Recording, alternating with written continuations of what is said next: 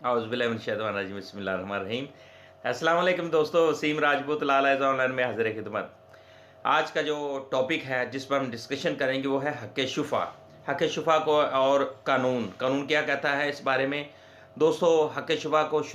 Lecture को शुरू करने से पहले रिक्वेस्ट करूँगा, बेल आइकन जो है घंटी का निशान बना होगा उसको भी क्लिक कर लें ताकि नोटिफिकेशन आपको मसूल हो जैसी वीडियो इधर से अपलोड होगी। और साथ ही एक रेड कलर का सब्सक्राइब लिखा होगा, उसको चैनल को सब्सक्राइब भी कर लें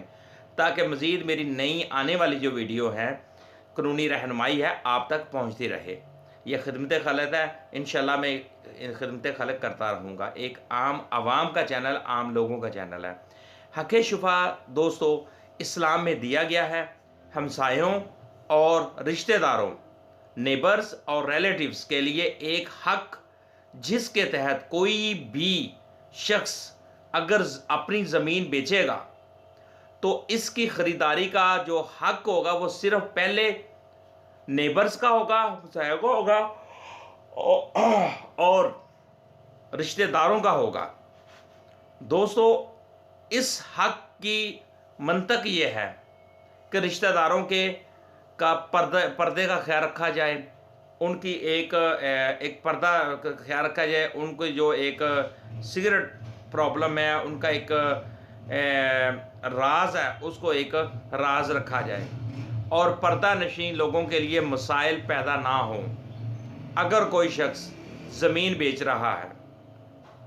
और हमसायों या रिश्तेदारों को बेचने से इनकार कर देता है, मिसाल के तौर पर,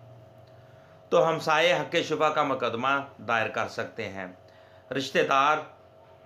हक़ शुफ़ा का दावा दायर कर सकते हैं।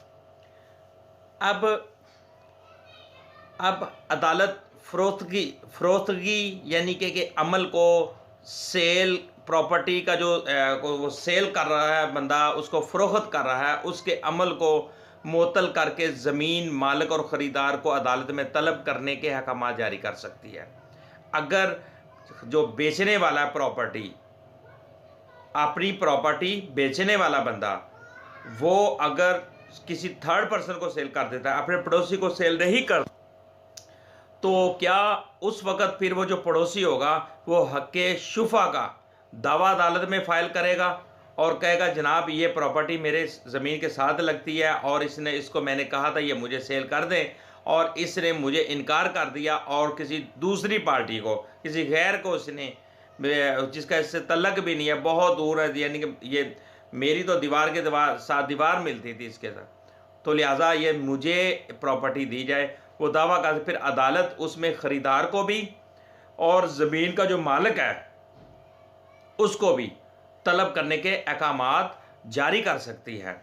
हाँ, एक चीज़ मैं दोस्त का एक सवाल आया था कि आया कि कमर्शियल जो प्रॉपर्टी है उसके ऊपर हक़ शुफ़ा हो सकता है। तो इसी लेक्चर के अंदर ही वो दोस्त, मेरे भाई, आपके सवाल का जवाब ये है कि हक़ शुफ़ा का जो इतलाक़ है वो कमर्शियल ज़मीन पर लागू नहीं होता, कमर्शियल प्रॉपर्टी पर वो लागू नहीं होता, क्योंकि ये हक़ सिर्फ इस्लाम, और दोस्तों ये जो हक़ है ना वो सिर्फ इस्लाम रिश्तेदारों के पर्दा की हिफाजत और महफूज प्राइवेसी के लिए देता है। ये रिश्तेदारों के पास हक़ है, ठीक है जी। और ये वेरी इंपॉर्टेंट, मेरे भाई, आपका जो सवाल का जवाब था वो ये इसमें क्लियर हो गया कि कमर्शियल जो प्रॉपर्टी है कमर्शियल ज़मीन के ऊपर लागू नहीं होगा, ये सिर्फ इस्लाम रिश्तेदारों को के पर्दा की हिफाजत और महफूज प्राइवेसी के लिए देता है। अला अदलिया, इसमें अला अदलिया की साइटेशन भी है, जजमेंट भी हैं, जिसमें उन्होंने साइटेशन दी हैं, जजमेंट दी हुई हैं। PLD 2017 359 पेज है और इसमें ये कहा गया कि कमर्शियल जायदाद पर लागू नहीं होता हक़ शुफ़ा, ठीक है जी। ये दोस्त, मेरे भाई, आपके सवाल का जवाब। आर्टिकल 10 और इसमें लिमिटेशंस एक्ट के मुताबिक किसी ने किसी गैर को ज़मीन सेल कर दी, 1 साल के अंदर अंदर रिश्तेदार या हमसाया उसके सेल करने का या फ़रोख्त करने का या फ़रोख्तगी को चैलेंज कर सकता है। यानी कि एक बंदा है, उसने अपनी प्रॉपर्टी आगे सेल कर दी, अब पड़ोसी को और हमसाए को रिलेटिव्स को, रिश्तेदार जो हैं उनको नहीं पता, और जब उसका एक अमल दरामद शुरू हुआ, जब उनको पता चला इसने जगह सेल कर दिया और आगे अमल दरामद उसको पता चला हुआ, तो उसको 1 साल के अंदर अंदर वो डिमांड अदालत में चैलेंज कर सकता है। इसमें लिमिटेशन का बताया गया है, और इसमें सुप्रीम कोर्ट ने 2000 SCMR 780 दावा दायर करने के मियाद 1 साल है, इसमें क्लियर बता दिया। इसी तरह 1992 SCMR 2300 इसमें भी ऑनरेबल सुप्रीम कोर्ट ने कह दिया कि हक़ शुफ़ा की जो मियाद है वो 1 साल है, और कब्ज़ा या अमल दरामदी से शुरू होने से पहले अगर उसका अमल दरामद शुरू हो जाता है, अगर अमल दरामद शुरू जैसे उससे पहले वो 1 साल मियाद बताई गई है कि वो इसको डिमांड कर सकते हैं, केस का दावा फाइल कर सकते हैं। मोस्टली ये होता है कि लोग अंदर ही अंदर ज़मीन प्रॉपर्टी को सेल कर देते हैं, बाद में वो बड़े परेशान होते हैं, उनको पता नहीं चलता दूसरी पार्टी को, हमसाये को या रिलेटिव्स को। तो वो फिर जब उनको पता चलता है कि वो उसके बाद जब उनको यानी कि एक प्रॉपर्टी का कब्ज़ा या अमल दरामद शुरू हो गया है, अगर दूसरी पार्टी में शिफ्टिंग होने लगी है या रजिस्ट्री हो चुकी है, या जो जब उस बंदे को पता चलेगा, हमसाये को या रिश्तेदारों को, वो फिर फॉर 1 साल एक मियाद लिमिटेशन होती है। हाँ, अब एक बंदा कहता है जी उसको तो 5 साल के बाद पता चला, 10 साल, नो, सिर्फ अदालत में, ये मैंने सुप्रीम कोर्ट की जजमेंट भी बता दी है, और इसमें 2 जजमेंट्स हैं वो बता दी, और एक जजमेंट PLD 2017-359, इसमें करार दिया कि कमर्शियल जायदाद पर हक़ शुफ़ा लागू नहीं होता। ठीक है जी, और ये भी एक क्लियर बात होगी। और पिछले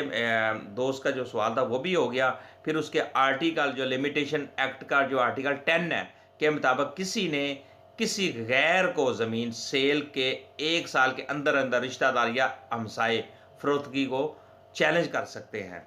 ये भी जजमेंट क्लियर होगी। तो दोस्तों बात यह है कि ये एक इस्लाम आपको हक़ देता है, कि ये एक इस्लाम ने हक़ दिया है कि अगर हक़ शुफ़ा कि अगर कोई बंदा प्रॉपर्टी अपनी सेल करता है, वो पहले अपने पड़ोसी से पूछेगा, क्योंकि उसकी ज़मीन साथ है, वो नहीं अगर वो लेना चाहता, रिश्तेदार आ जाते हैं, फिर उसके बाद वो तीसरी बंदा, वो गैर का मतलब कि कोई दूर का बंदा दूसरी थर्ड पार्टी को वो सेल कर दे। तो अगर इन दोनों को, रिश्तेदारों को और हमसाया को एतराज़ नहीं है तो वो सेल कर दे। तो उसमें हाँ, अगर हमसाया कहता नहीं मैंने लेनी है, तो ये भी एक